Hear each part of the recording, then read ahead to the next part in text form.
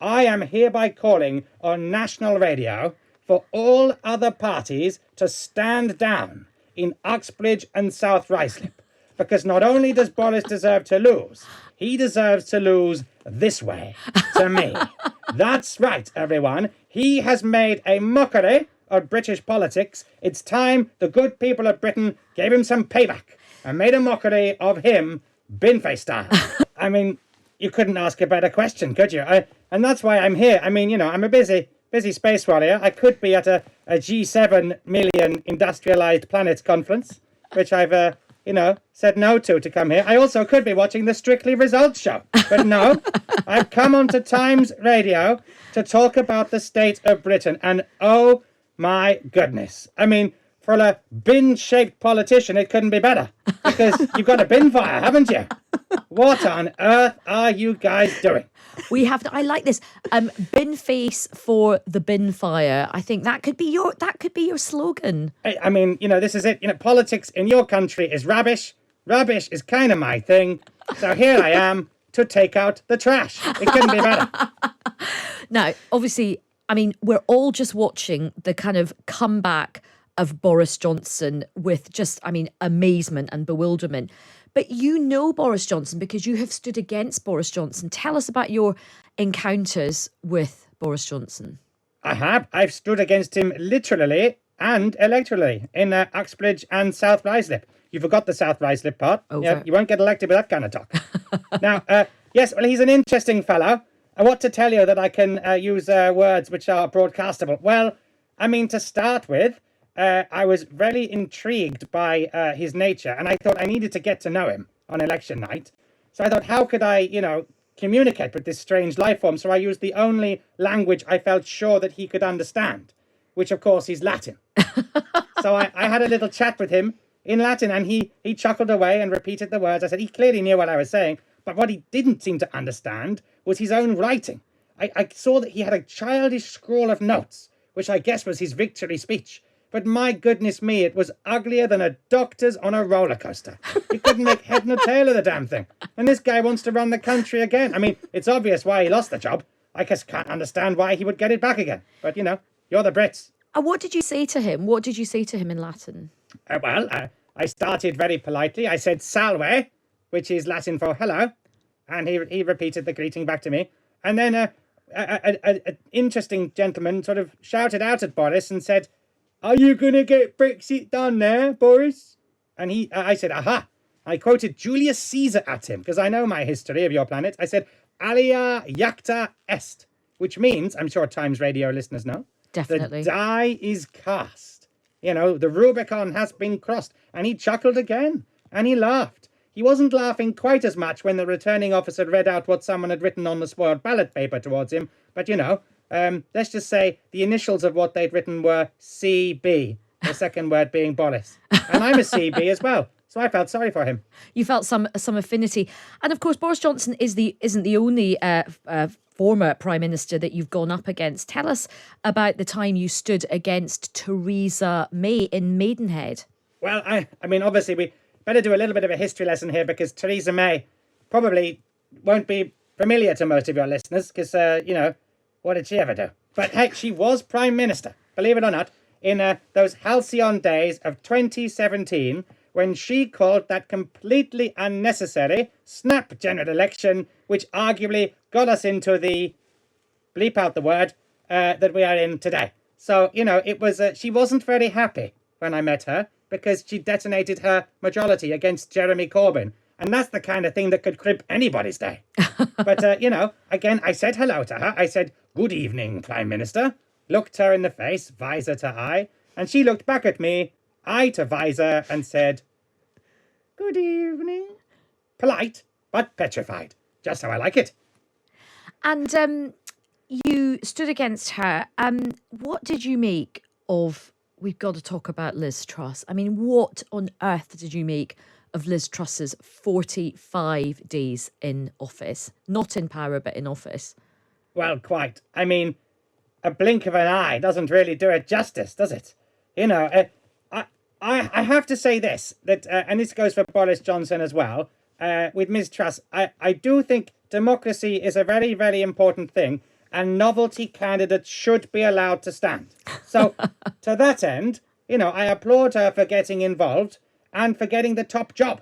Apparently, she's had a leaving party today at Chequers where apparently she said that at least I made it to be PM, as if that's it, like it's a Blue Peter badge. It's just something to be achieved rather than to actually do anything with the power. And you see, this is the difference, you see. I am standing here, well, I'm sitting actually, listeners, I'm not going to lie to you, because I'm honest. I've actually got things I want to do with power.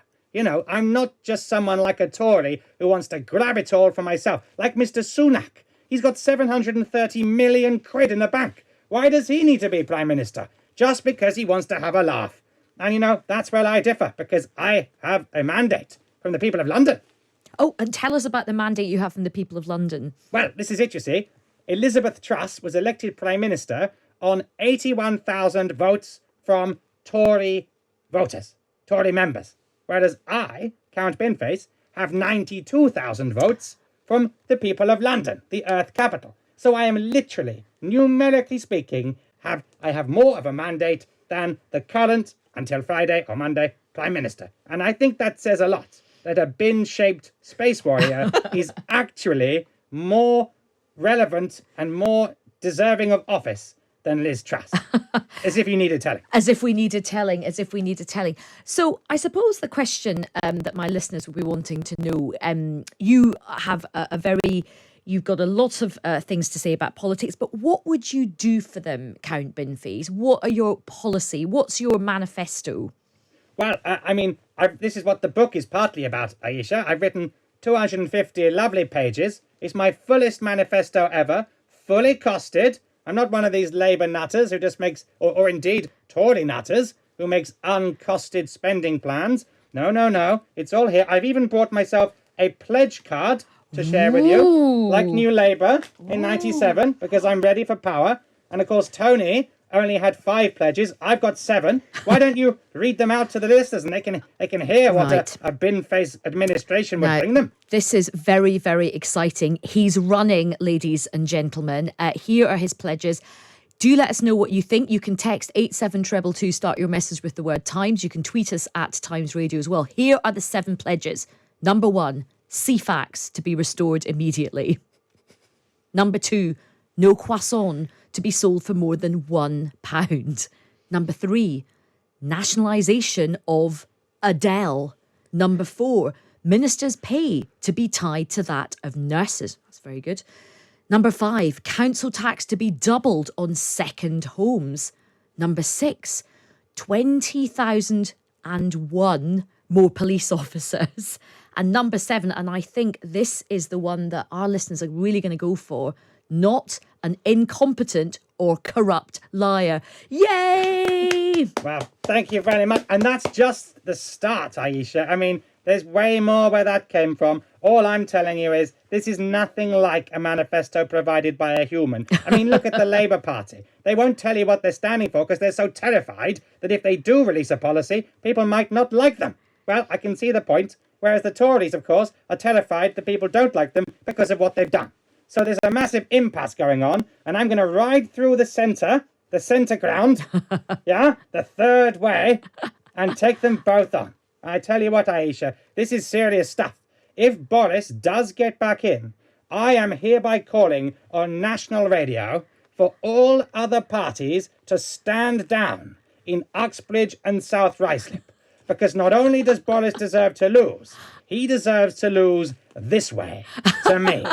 That's right, everyone. He has made a mockery of British politics. It's time the good people of Britain gave him some payback and made a mockery of him, Binface style. To Binfinity and beyond. So you're demanding here, live on Times Radio, for a progressive alliance, a progressive pro-bin alliance in Uxbridge and South Ruislip. An anti-rubbish coalition. And I'm going to pick up the rubbish, recycle it, turn it into the best set of manifesto commitments you've ever seen. And if I should be elected as an independent MP, you watch out, Martin Bell. You watch out, Caroline Lucas, because there's a new independent MP on the block who's going to show you what the power of a backbencher could really be. Plus, I have lasers. That's very good. Now, listen, Rebecca, you've heard these pledges from Count Binface. Yeah. Would this get your vote? What were you thinking? 100%. The croissants got me. You had me at croissant. You had me at croissant, really. Lovely. You see, and you're not the first, Rebecca. Well, that that's croissant good. pledge. Hey, this is my way of combating inflation, and the markets seem to like it. Why do I say that? Because new branches of Nero and Pret pop up all the time, and those city guys, they love a croissant, they love a pan of raisin. Well, I'm going to snare them with my clever policy. Now, would you expand your croissant policy to like Greggs and like sausage rolls and things like that? Well, the thing with Greggs is, they are so powerful.